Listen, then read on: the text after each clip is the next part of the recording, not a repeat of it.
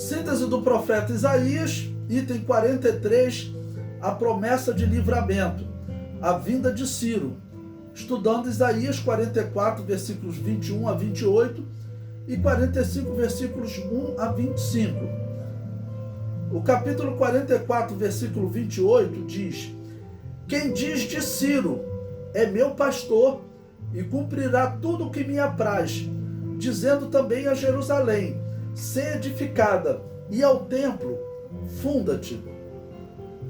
Isaías profetiza o nome do imperador persa cerca de 150 anos antes dele tomar a Babilônia e autorizar o retorno de Israel do cativeiro. Então vocês vejam esse exemplo da profecia de Isaías, um exemplo maravilhoso, em que Isaías cita o nome de um homem cerca de 150 anos antes. Isaías profetizou próximo do ano 700, e esse homem, Ciro, ele viveu próximo do ano 550. Ali no ano 536, 539, essas datas sempre tem muitas dúvidas. Esse Ciro, ele tomou a Babilônia e ele deu ordem realmente, como disse o profeta Isaías, para edificar Jerusalém e para fundar o templo.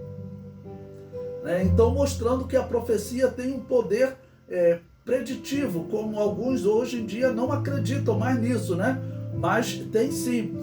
E Esdras, que viveu bem depois de Isaías, ele viveu lá no período que Israel está voltando para Canaã, já próximo do ano 450, ou seja, cerca de 250 anos depois de Isaías. Ele relata as palavras de Ciro que aconteceram nos dias de Daniel, mas só que nos dias de Daniel não foram anotadas. Esdras é que anotou essas palavras. Em Esdras, capítulo 1, versículo 4, diz o seguinte: no primeiro ano de Ciro, rei da Pérsia, para que se cumprisse a palavra de Yahvé por boca de Jeremias, lembrando que Jeremias, ele viveu próximo do ano 600, no momento em que a Babilônia está invadindo Israel e está começando a levar os cativos, tá ok? Então, Daniel, cerca de 70 anos depois que Jeremias escreveu o seu livro, Daniel, como um homem influente que poderia pagar para alguém fazer uma cópia do papiro, do pergaminho que Jeremias escreveu, ele tinha uma cópia desse livro. Então Daniel estava estudando o livro do profeta Jeremias, e ele, estudando esse livro, ele viu que Jeremias havia profetizado que o cativeiro duraria 70 anos. Daniel teria ido jovem para a Babilônia, com 15, 20 anos. Então, com 70 anos de cativeiro, ele teria agora seus 90 anos. Então, diz Esdras, que despertou Yahvé o espírito de Ciro, rei da Pérsia, o qual fez passar pregão por todo o seu reino, como também por escrito, dizendo: assim diz Ciro, rei da Pérsia, o Senhor Deus dos céus me deu todos os reinos da terra, e ele me encarregou de lhe edificar uma casa em Jerusalém, que é em Judá. Quem há entre vós de todo o seu povo, seja seu Deus com ele, e suba a Jerusalém, que é em Judá, e edifique a casa de Yahvé, Deus de Israel. Ele é o Deus que habita em Jerusalém. Versículo 4. E todo aquele que ficar em alguns lugares em que andar peregrinando, os homens do seu lugar o ajudarão com prata e com ouro e com fazenda e com gados, afora as dádivas voluntárias para a casa de Deus que habita em Jerusalém.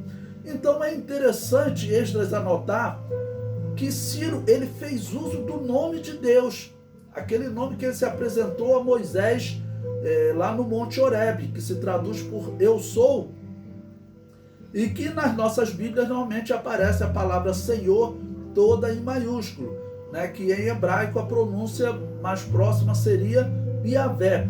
Então ele diz que despertou o Senhor o espírito de Ciro. E no versículo 2, assim diz Ciro, rei da Pérsia, Yahvé, Deus dos céus. E observe também que, além de chamá-lo de Yahvé pelo nome próprio do Deus de Israel, ele usa o título Deus dos céus. Esse título é muito comum no livro de Daniel.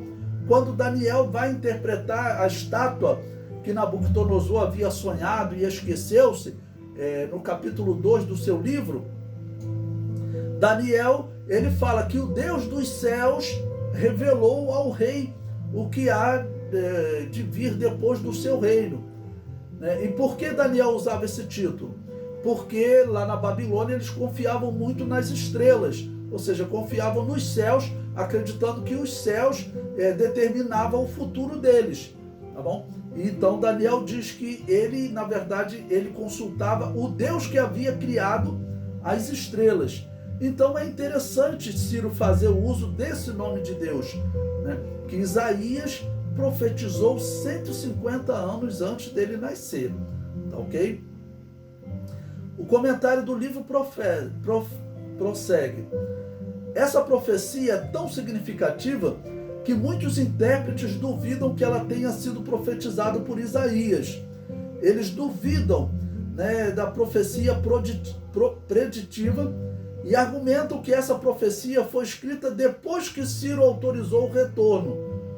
Não foi a única vez que Deus anunciou o nome de um homem antes mesmo dele nascer, né? Nós temos exemplos tanto no Antigo quanto no Novo Testamento, né? Mas no Antigo Testamento nós temos o exemplo do rei Josias, que foi, vamos dizer, o seu ministério, o seu trabalho foi planejado antes mesmo dele nascer e Deus anunciou o seu nome.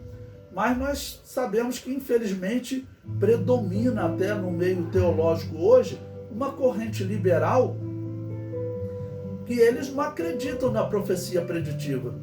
Então, quando eles veem isso, como que Isaías ia falar o nome de um homem 150 anos antes dele nascer? Então, eles dizem o seguinte: não, isso aí foi o seguinte, Isaías não escreveu nada disso. Alguém, depois que Ciro deu essa ordem, né, Isaías foi lá, alguém foi lá e acrescentou no livro de Isaías. Eu vou inventar um texto aqui, vou dizer que foi Isaías que profetizou. Isso é inacreditável, um intérprete da Bíblia falar isso, né? Mas, infelizmente, irmãos, esse tipo de descrença nas Escrituras está praticamente um padrão no nosso meio.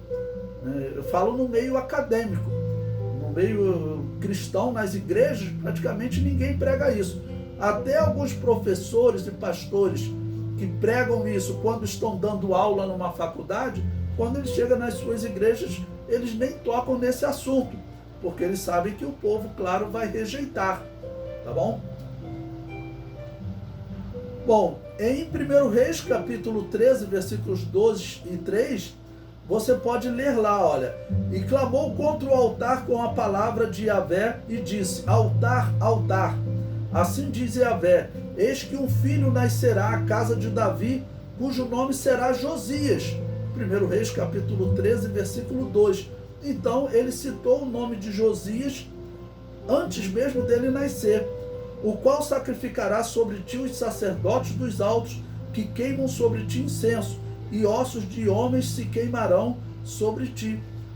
Então, essa profecia, ela foi anunciada ali próximo do ano 930 a.C., quando houve a divisão do reino, e Josias reinou mais de 100 anos depois. Então, quer dizer, a pessoa vai ter que desacreditar em toda a Escritura, né, porque ela não acredita que Deus pode anunciar o futuro antecipadamente. O livro prossegue. A interpretação do cumprimento dessa profecia também é objeto de bastante discussão e divide-se em duas correntes. Primeira, Ciro seria uma referência ao imperador persa, e outra, Ciro seria uma referência ao Messias. Por quê? Porque Isaías chamou Ciro de ungido, tá bom?